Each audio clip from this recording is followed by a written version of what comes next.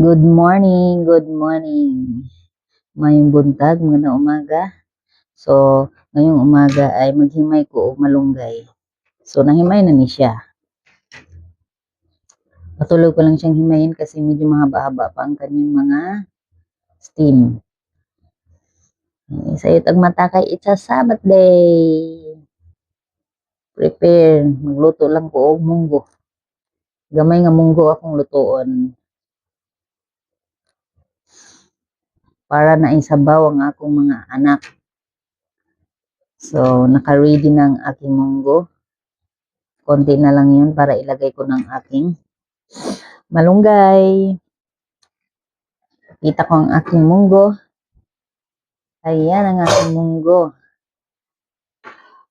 So, nilagyan ko yan ng tanglad dahil napakasarap ng tanglad. Mabango.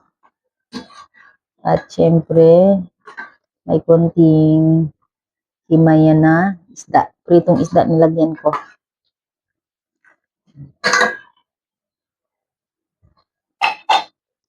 Ayan, so kumakain naman ang aking kids ng munggo.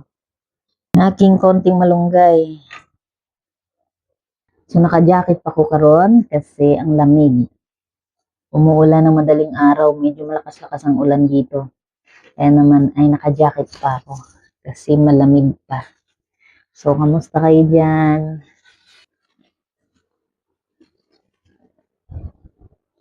Yung mga kasama ko ay tulog pa.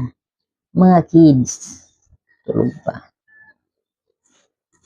Medyo matagal-tagal na rin kami hindi nakakain ng munggo. So, thank you for watching. God bless.